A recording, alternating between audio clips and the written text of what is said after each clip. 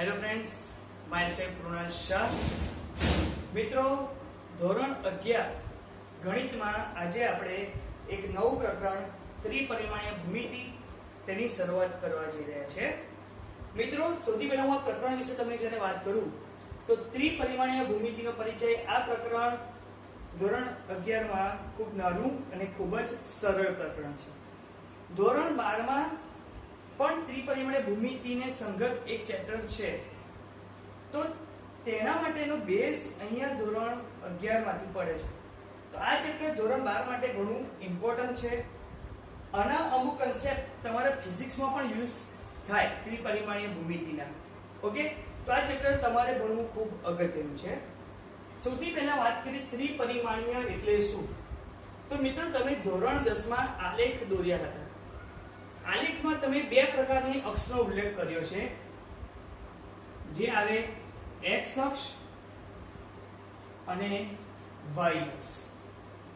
પરંતુ વ્યવહારમાં ત્રણ પરિમાણ આવે. x અક્ષ એટલે એક પરિમાણ, y અક્ષ એટલે બે પરિમાણ. એટલે x અને y અક્ષનો બનતો આલેખ હોય ને દ્વિપરિમાણ કહેવાય.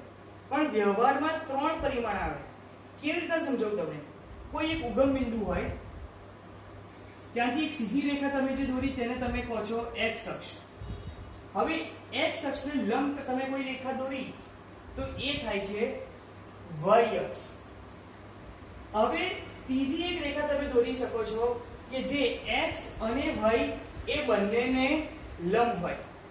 ત્રીજી રેખા x અને y એ બંનેને લંબ હોય. તો તેવી રેખા હું કેવી રીતના દોરી શકું? તો તમે વ્યવહારમાં જો તો એ રેખા જે x અને y બંને લંબ હોય તે અહીંથી આમ બહારની બાજુ આવે. જે વ્યવહારમાં દોરી તો ન શકાય, કારણ કે એ રેખા આવે આ રીતના બહારની સાઈડ. ઇમેજિન કરો, એક રૂમમાં કોઈ પણ એક ખૂણો પકડી લો.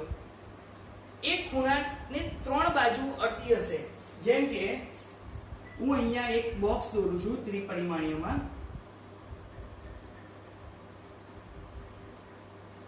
તો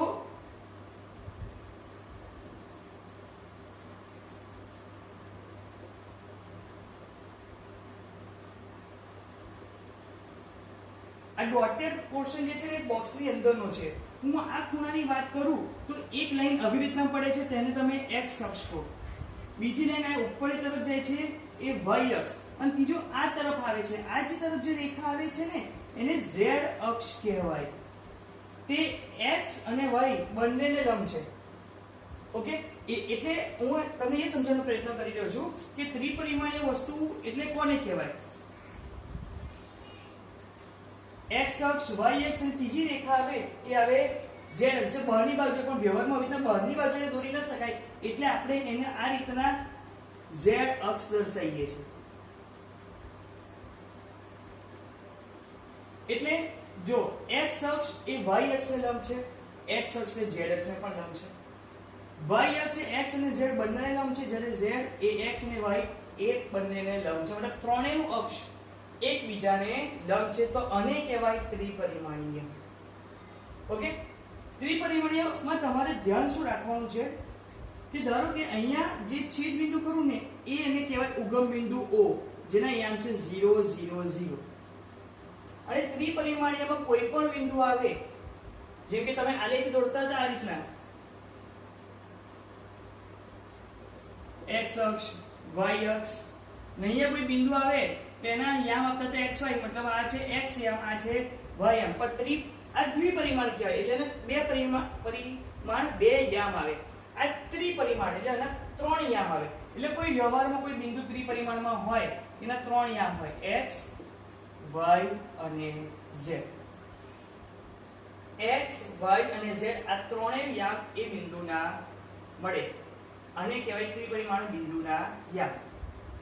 હવે અહીંયા અમુક વસ્તુઓ તમારે ધ્યાન રાખવાની છે, જે નોંધ છે કે x અક્ષ પરના બિંદુના યામ કેવા હોય? જો કોઈ બિંદુ x અક્ષ પર હોય તો એની પાસે x યામ હશે, પણ y અને z યામ બંને શું થઈ જાય? શૂન્ય. ધ્યાન રાખજો, x અક્ષ પરના બિંદુ હોય તો x યામ હોય, પણ y અને z બંને યામ થઈ જાય શૂન્ય. તેવી જ રીતે જો કોઈ બિંદુ y અક્ષ પરના બિંદુના યામ કેવા હોય, તેની પાસે y કોઓર્ડિનેટ એટલે કે y યામ હોય, x અને z બંને થઈ જાય 0. સમજો તેવી રીતના હું z ની વાત કરું તો એના માટે આવે 0 0 z. ક્લિયર છે? x અક્ષ પરના બિંદુના કોઈ બી બિંદુ હોય તેના y અને z યામ બંને થઈ જાય 0. ખાલી x યામ જ હોય, x યામ કોઈ બી હોઈ શકે છે. તો આ મેં કહ્યું અક્ષ પર શું આવે, x અક્ષ, y અક્ષ અને z અક્ષ. હવે વાત કરું છું હું સમતલ. જ્યારે પણ સમતલની વાત કરું તો સમતલ હંમેશા દ્વિપરિમાણીય હોય. સમતલ હંમેશા દ્વિપરિમાણીય હોય. જેમ કે સમજો હમણાં જ મેં જે બોક્સ દોર્યું હતું એ બોક્સ નું ઉદાહરણ આપણે ફરીથી લઈએ.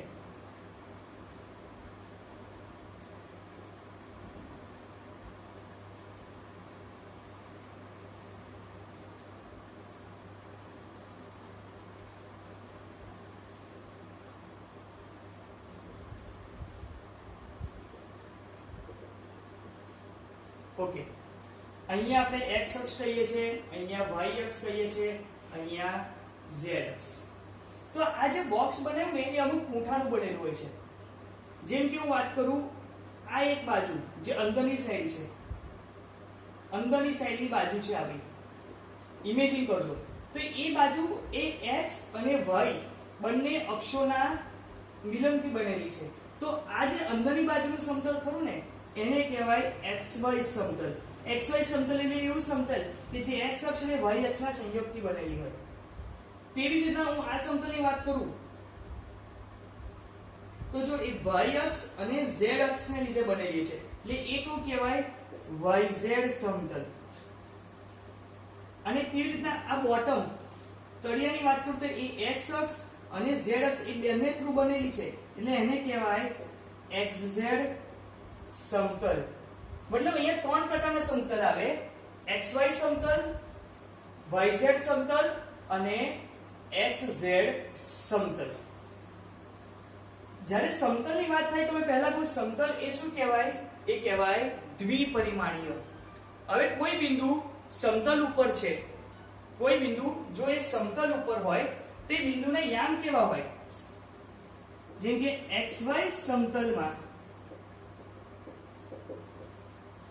આવેલા બિંદુના યામ.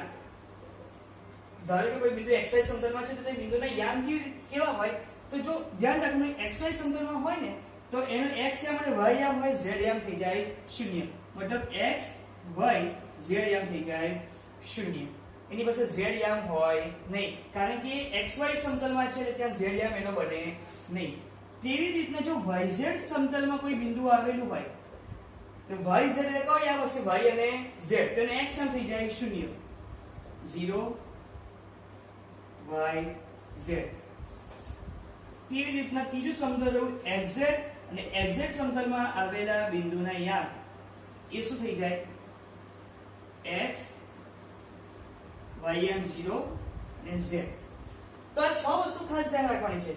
x અક્ષ પરનું કોઈ બિંદુ હોય તો એના યામ થઈ જાય x 0 0, y અક્ષ પરનું બિંદુ હોય તો 0 y 0 અને z અક્ષ પર હોય તો 0 0 z.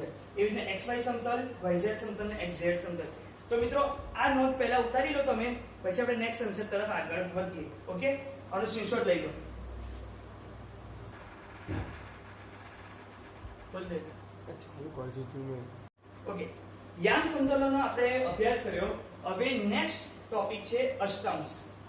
અષ્ટાંશ એટલે શું, તો ધ્યાન રાખજો, યામ સમતલ એટલે કે xyz સમતલ જે આપણે બનાવ્યું છે એને યામ સમતલ કહેવાય. યામ સમતલ એ અવકાશનું 8 ભાગોમાં વિભાજન કરે છે. યામ સમતલ એ અવકાશનું કેટલા ભાગોમાં વિભાજન કરે છે, 8 ભાગોમાં વિભાજન કરે છે અને તેનો પ્રત્યેક ભાગ એ અષ્ટાંશ કહેવામાં આવે છે. એટલે કોઈ બિંદુ એ કયા અષ્ટાંશમાં આપેલું હોય છે એ આપણે સમજીએ. એટલે એક કોષ્ટક છે, સૌથી પહેલા એ સમજવું પડે તમારે. હું એક કોષ્ટક તમને સમજાવું. અષ્ટાંશ ઓબ્લિક યામ. 8 અષ્ટાંશ અને 8 ભાગો વિભાજ્ય કે છે દરેક ભાગ લખી નાખો ધારો કે પ્રથમ ભાગ બીજો ત્રીજો ચોથો પાંચમો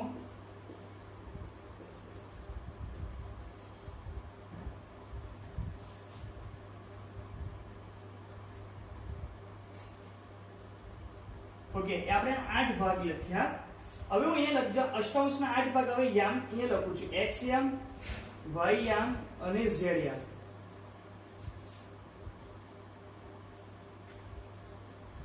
ઓકે હવે સૌથી પહેલા કોષ્ટક કેવી રીતે દોરવાનું એ સમજો સૌથી પહેલા હું શરૂઆત કરી z પરથી ઓકે અહીંયા હું 4 પ્લસ મૂકીશ અને 4 માઈનસ મૂકીશ ઓકે પછી y યામમાં જઈશ એટલે 2 પ્લસ 2 માઈનસ 2 પ્લસ 2 માઈનસ અને પછી x અક્ષ પરની વાત કરું તો શરૂઆત પ્લસ થી કરવાની પછી માઈનસ તરફ જવાનું પણ 2 માઈનસ 2 પ્લસ 2 માઈનસ અને છેલ્લે પ્લસ આ કોષ્ટક દોરતા આવડવું જોઈએ ફરી એકવાર z યામથી શરૂઆત કરવાની 4 પ્લસ 4 માઈનસ પછી ઉપર 2 પ્લસ 2 માઈનસ 2 પ્લસ 2 માઈનસ પછી એ 1 પ્લસ કરવાનો પણ પછી 2 માઈનસ 2 પ્લસ 2 માઈનસ અને છેલ્લે 1 પ્લસ હવે અષ્ટાંશમાં કયા પ્રકારના પ્રશ્નો પૂછાય તમને કોઈ બિંદુ આપી દીધું હોય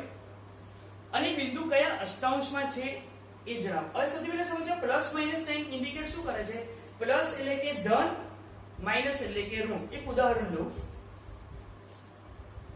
ધારો કે તમને પૂછે કે એક બિંદુ મેં લઈ લીધું 7 5 -6 આ બિંદુ છે એ કયા અષ્ટાંશમાં આવેલું છે બિંદુના યામ છે 7 5 -6 તો એ કયા અષ્ટાંશમાં છે તો અહીંયા જોવાનું 7 કેવો છે ધન કેવો 7 ધન આ સમજી લો કે x y અને z યામ છે એટલે x યામ છે ધન y યામ એ પણ ધન અને z યામ આવે ઋણ તો અહીંયા કોમ્બિનેશન હશે કે જ્યાં x યામ ધન હશે y યામ ધન હશે અને z યામ ઋણ હશે તો એવું કયું કોમ્બિનેશન છે સૌથી પહેલા આપણે એ ચેક કરવું પડે કે જ્યાં x અને y બંને યામ તમારા ધન થાય છે અને z યામ ઋણ તો જો x અને y બંને યામ ધન થતા હોય તો આવ્યું અને z યામ ઋણ તો આ આઠમાંથી એક જ એવું કોમ્બિનેશન બને છે પ્લસ પ્લસ અને માઈનસ તો કયા ભાગ કયા અષ્ટાંશમાં છે પાંચમા અષ્ટાંશમાં છે તો આ બિંદુ કયા અષ્ટાંશમાં આવે પાંચમા અષ્ટાંશમાં બિંદુ આવેલ છે ઓકે એવી રીતે ધારો કે બીજું કોઈ બિંદુ લઉં હું બિંદુ લઉં છું -3 -4 7 તો અહીંયા x અને y બંને યામ ઋણ છે z યામ ધન છે તો અહીંયા એવું કયું કોમ્બિનેશન છે કે જ્યાં x અને y બંને ઋણ બને છે જ્યારે z ધન બને છે તો એ છે ત્રીજો ઓકે તો આ બિંદુ કયા અષ્ટાંશમાં આવેલું છે તો આપેલ બિંદુ ત્રીજા અષ્ટાંશમાં છે તો હવે રીતે તમે અષ્ટાંશ નક્કી કરી શકો તમને બિંદુ આપી દીધા હશે અને તમારે શું જોવાનું છે કે આપેલું બિંદુ કયા અષ્ટાંશમાં છે ધ્યાન રાખજો કોઈ પણ કોમ્બિનેશન રિપીટ થતું નથી અહીંયા 3 પ્લસ છે બીજી વખત કોઈની જગ્યાએ તમને 3 પ્લસ નહીં દેખાય અહીંયા x યામ માઈનસ છે y અને z યામ બંને પ્લસ છે તો બીજું કોઈ કોમ્બિનેશન એવું નહીં દેખાય છે x યામ માઈનસ અને બંને y અને z બંને યામ ધન છે ઓકે તો સૌથી પહેલા કોષ્ટક કેટા દોરો એકવાર ફરી વાર સમજાવી દઉં 4 વખત પ્લસ લેવાનું છેલ્લેથી 4 વખત માઈનસ પછી 2 પ્લસ 2 માઈનસ 2 પ્લસ 2 માઈનસ પછી એક વખત પ્લસ 2 માઈનસ 2 પ્લસ 2 માઈનસ અને છેલ્લે પ્લસ આ અષ્ટાંશ દોરતા આવડે તો તમને ખબર પડી જાય કે આપેલું બિંદુ કયા અષ્ટાંશમાં છે ઓકે તો આને પણ એકવાર તમે નોંધી લો અને સ્ક્રીનશોટ લઈ લો પછી આપણે આગળ વધીએ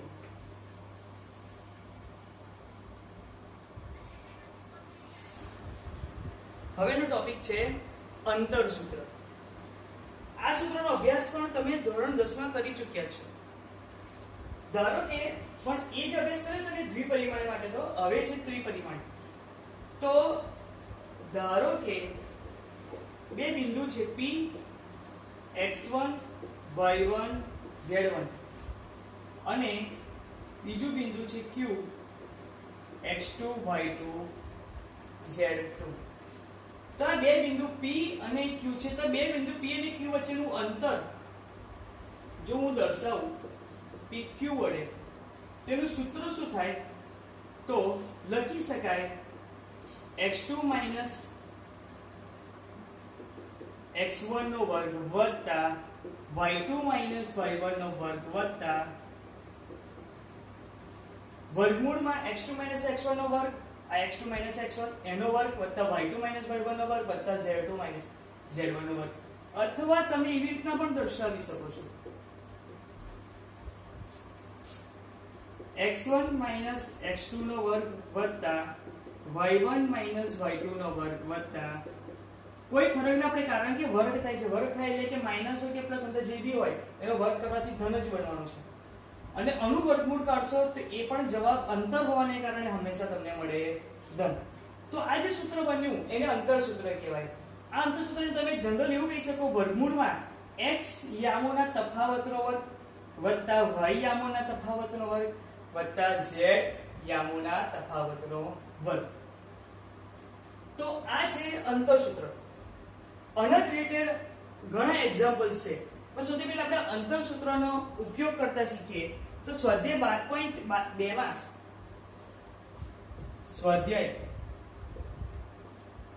12.2 માં ક્વેશ્ચન નંબર 1 જે બિંદુઓની જોડ વચ્ચેનું અંતર શોધવાનું છે.